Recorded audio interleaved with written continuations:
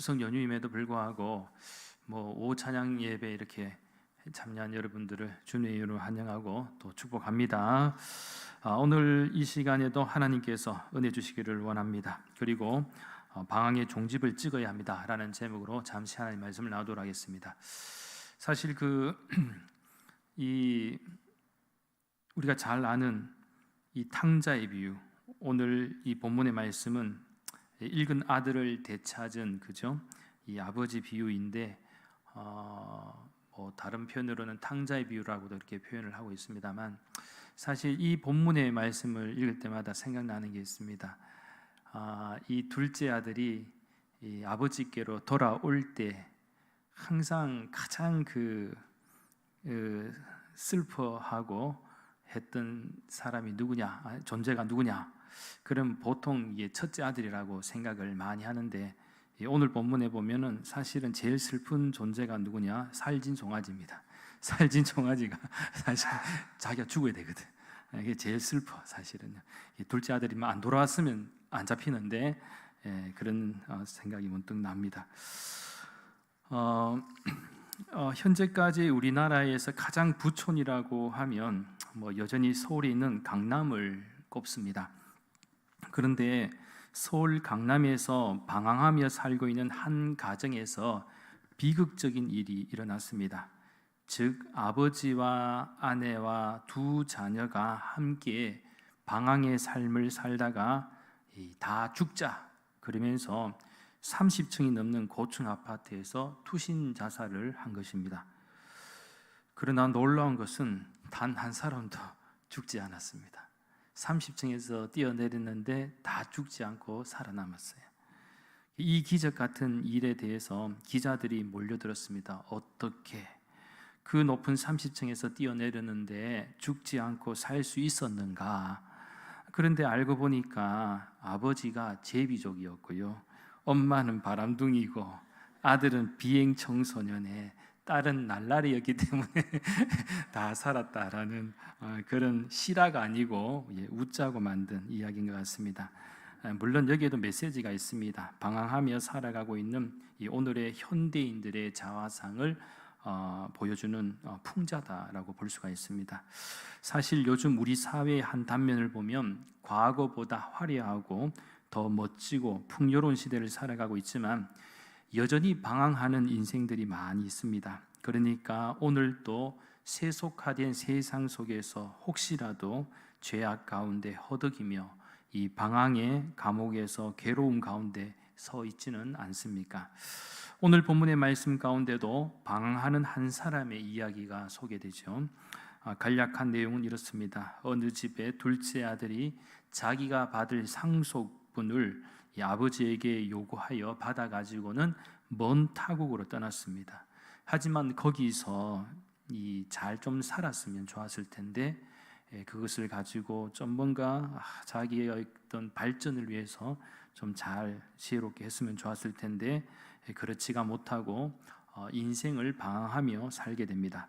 그리고 유산으로 받은 그 모든 돈을 허랑방탕하게 낭비합니다. 결국 거지가 될 지경이 되어 심지어 이 돼지와 함께 먹고 잠을 자는 비참한 신세가 되기도 합니다. 그때 아들은 어떤 생각이 드는가 하면 순간 아버지가 생각납니다. 그리고 후회하며 방황의 삶을 청산하고 이 아버지에게로 돌아갈 것을 결심하죠. 아들이 돌아오기만을 매일 기다리고 있던 아버지는 거지꼴이 되어서 돌아오는 아들을 기쁨으로 받아주면서 잔치를 베풉니다.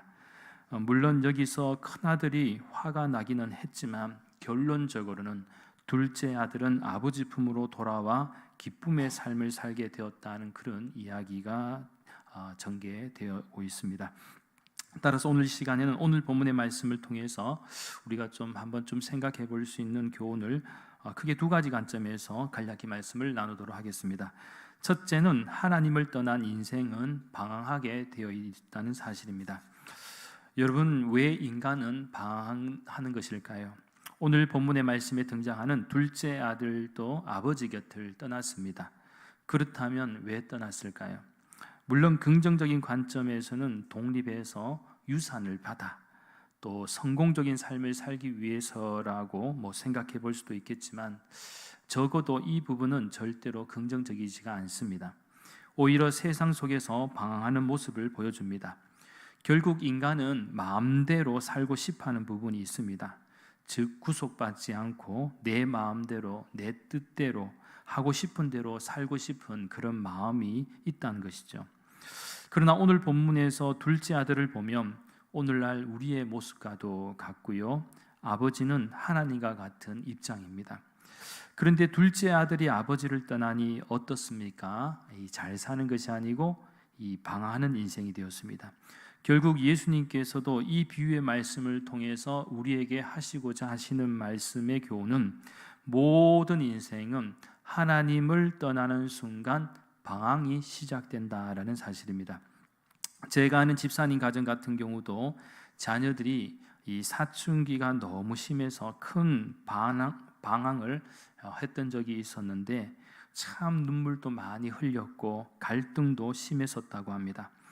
그러나 자녀들을 향한 지속적인 관심과 기도로 결국 자녀들의 심령이 회복되었고 지금은 결혼도 하고 가정을 꾸려서 또 열심히 잘 산다고 합니다. 사실 결과가 좋아서 다행이지 그 집사님 내부는 두 자녀가 방황할 때 얼마나 가슴을 졸이며 또 불투명한 미래 앞에서 근심과 걱정을 했겠습니까? 그런데요, 인간은 본래 하나님께서 창조하셨고 또한 하나님으로부터 지으심을 받았기 때문에 모두 하나님과 함께 살게끔 창조되었습니다. 그러나 인간은 죄로 말미암아 하나님으로부터 떠났습니다. 그때부터 인간들은 방황하기 시작했습니다. 그래서 프랑스의 유명한 철학자 가운데 한 분인 파스칼 같은 경우에도 모든 사람의 마음에는 하나님이 만드신 하나의 공간, 즉 공백이 있다. 예수님을 믿는 사람이든 안 믿는 사람이든 다 마음속에 이 공백이 있다. 이것은 어떠한 피조물로도 채울 수 없고 오직 예수 그리스도를 통하여 하나님만이 채워주실 수 있는 공백이다. 이렇게 말하였습니다. 아주 공감할 수 있는 관점인데 그렇게 인간의 마음에 하나님이 없는 사람은 방황할 수밖에 없다라는 것입니다. 그렇다면 우리가 방황의 종지부를 찍으려면 어떻게 해야 할까요? 둘째는 이 아버지께로 돌아와야 합니다. 오늘 본문에서 집 나간 둘째 아들은 인생의 경험을 혹독하게 했습니다. 그리고 인생의 바닥을 경험해 보았을 때에 소중한 것을 떠올리게 되었습니다. 그것은 사랑하는 가정이라는 이 보금자리요 또한 소중한 아버지의 품이었습니다. 그러니까 우리 그런 말도 있잖아요. 집 나가면 고생한다고. 같이 살 때는 좋은데 막상 이렇게 나가보면은 이 세상이 얼마나 거칠고 험하다는 것을 이 자녀들도 커가면서 배우게 되고 저도 그렇고 여러분도 성장하면서 그러한 현실을 다 경험했던 그죠? 그런 분들이죠. 사실 그렇습니다. 우리가 참 이렇게 인생의 바닥까지 안 내려가면 참 좋겠지만 바닥까지 내려가 보면은 이 앞에서 우리가 참 소중했던 것들이 다시금 떠올리게 된다는 것입니다. 그때는 별로 느끼지도 못했고 감동적인 것도 없었고 소중한 것도 생각 못했는데 이게 마지막까지 바닥까지 쫙 내려가 보니까 그게 참 소중했던 것이구나 뒤늦게 깨닫는 것이 얼마나 많습니까? 참고로 방황하는 인생이 위험한 이유는 많은 부분에서 생각해 볼 수가 있겠지만 오늘 이 시간에 크게 두 가지 방향에서 생각해 본다면 하나는 죄를 짓게 되기 때문에 그렇습니다. 방황하면 착하게 방황하면 너무 좋겠죠. 근데 대체적으로 착하게 방황하는 경우가 잘 없어요. 그렇더라고요. 우리 사회의 한 단면을 봐도 어떠한 이유에든지 방황하는 인생의 특징은 그렇게 양심적이거나 윤리 도덕적이지가 않다라는 것입니다. 반항과 복잡한 감정이 뒤섞여 자신 스스로가 감옥 같은 인생 속으로 밀어넣고 있다라는 사실이죠. 즉 스스로 만든 감옥 속으로 들어가 때로는 절망과 허무함 속에서 방황하게 된다라는 것입니다. 오늘 보면 13절 말씀에 주목하시면 둘째 아들은 이 받은 재산을 다 가지고 나갔지만 허랑방탕하여 그 재산을 다 허비하게 됩니다. 참고로 여기서 허랑방탕했다고 하면 굉장히 범위가 크게 보이는데, 이 오늘 본문 30절 말씀에서 큰 아들이 아버지에게 화가 난 상태에서 하는 말을 들으면 구체적으로 어떻게 허랑방탕하게 지냈는지를 유추해 볼 수가 있습니다. 아버지의 살림을 창녀들과 함께 삼켜버린 이 아들이 돌아오매 이를 위하여 살진 송아지를 잡으셨나이다. 즉 창녀라는 표현으로 볼 때 아마 둘째 아들은 여자들과 술과 같은 이 쾌락적인 부분에 있어서 재산을 다 탕진했다라고 볼 수가 있습니다. 한마디로 육신의 소욕과 정력을 쫓았다는 사실이죠. 또 다른 하나는 방황하는 사람은 공고한 인생을 살게 됩니다. 여기서 공고하다라는 것은 보통 우리가 힘들거나 어렵거나 또 고통스러운 환경이나 상황이 왔을 때 사용하는 단어이기도 합니다. 그래서 역시 오늘 본문 14절 말씀에 주목하시면 이 가진 재산을 다 허비하는 것도 문제이지만 안타깝게도 이 환경과 상황도 최악이 되어버립니다. 흉년이 왔고 둘째 아들은 궁핍하게 되어버렸습니다. 사실 이 부분에서는 이 둘째 아들이 자신이 무엇을 채우려고 노력한 부분도 있음을 역시 생각해 볼 수가 있는데, 예를 들면 장사라든지 또 돈을 벌기 위해서 어떤 투자를 했을 수도 있겠지만 결국은 흉년이 들면서 모든 것이 무너져 버렸다라는 것입니다. 이는 마치 내가 사업을 하거나 어떤 곳에 투자를 하는데 이것도 사실 이 나라의 경제가 너무 힘들어 버리면 내가 아무리 열심히 해도 환경과 상황이 뒷받침이 되지 못하는 것과도 같습니다. 따라서 우리 인생은 내가 아무리 수고하고 노력해도 큰 흉년이라는 재앙 앞에서는 무릎을 꿇을 수밖에 없고 결국은 궁핍한 인생, 공고한 인생이 되고 맙니다. 그렇게 아버지를 떠난 세상은 삭막하고 외롭고 고독합니다. 또한 인정도 눈물도 없고요, 냉정한 현실만이 존재합니다. 그래서 둘째 아들의 방황의 끝은 인간으로서는 가장 비참하다고 할 수 있는 밑바닥까지 내려갔다라는 것인데, 오늘 본문 15절과 16절 말씀에 주목하시면 둘째 아들은 돼지를 치게 되었고 또 돼지가 먹는 지엄 열매로 배를 채우려고 했습니다. 한마디로 짐승과도 같은 삶을 살았다라는 것입니다. 그렇습니다. 사실 둘째 아들의 인생을 보면 오늘 우리의 인생과도 같습니다. 우리 역시 그 끝을 알 수 없고 어디로 가는지 잘 모릅니다. 그래서 우리에게는 우리 인생의 방향과 목적이 되시는 하나님께로 초점을 맞추어야 합니다.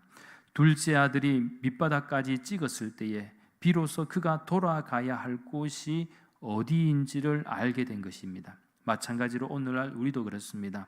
우리가 돌아가야 할 곳은 하나님의 품입니다. 하나님은 지금도 사랑의 마음으로 우리를 안아주시기를 원하시고 더 이상 방황하지 않는 인생, 또 종지부를 찍는 인생이 될 수 있도록 도와주시기를 원하신다는 것이죠. 따라서 둘째 아들이 아버지를 떠났지만 다시 아버지께로 돌아가려고 할 때에 그의 마음속에는 한 줄기 소망의 빛이 있게 되었고 다시 일어설 수 있고 회복할 수 있는 기회가 되었습니다. 그렇습니다. 이 방황의 끝은 돌아오는 것입니다. 돌아오는 것, 그리고 회개하는 것입니다. 그래서 예수님께서도 신약성경 요한복음 14장 6절 말씀에서 내가 곧 길이요 진리요 생명이니 나로 말미암지 않고는 아버지께로 올 자가 없느니라고 말씀을 하셨습니다. 우리의 방황의 종지부는 바로 예수님께로 돌아가는 것이죠. 그래서 우리가 지금 전도도 하고 있고 또 우리 교회가 이제 코로나 이후에는 우리 더 열심히 하나님을 기쁘시게 하고 또 전도의 사명을 감당하려고 하는 것도 무엇입니까? 여전히 세상 속에는 예수님을 알지 못하고 방황하는 인생들이 많이 있다는 것입니다.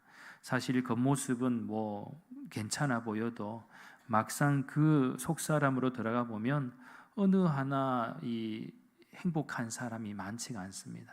이 거친 세상 속에 풍파에 휩쓸려서 말 못할 그 어려운 가운데 살아가는 사람들이 너무 많고요. 무엇보다 안타까운 것은 이 세상만 바라보고 살아가는 사람들에게 아니다, 이 세상보다 더 중요한 삶이 있고 믿음이 있고 영생이 있다는 것을 우리가 가르쳐 줘야 된다는 것이죠. 그래서 예수님을 알지 못하고 세상 속에서 방하는 인생들을 주님의 품으로 돌아올 수 있게 하는 것이 곧 또 우리들에게 주어진 사명이다라는 것입니다. 세상에서는 절대로 방황을 멈출 수가 없습니다.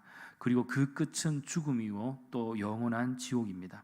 그러나 하나님의 품으로 돌아오는 순간 우리의 방황은 끝이 나고 지옥이 아니라 천국으로 영생을 얻을 수 있다는 것입니다.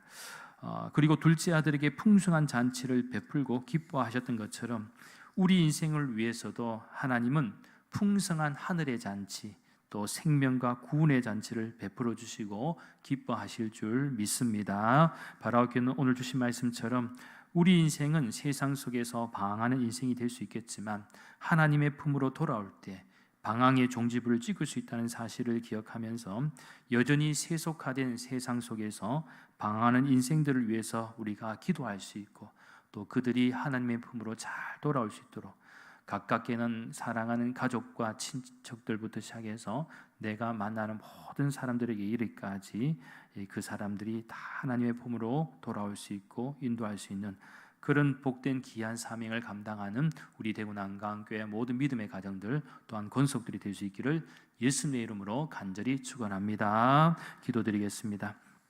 거룩하신 하나님, 모든 인생이 세상 속에서 내 마음대로 내 뜻대로 살다가 방황하는 인생이 되지 않게 하시고 내 마음속에 예수님을 모심으로 다시 하나님 품으로 돌아와 영원한 구원과 생명, 기쁨의 은혜가 있게 하여 주시옵소서.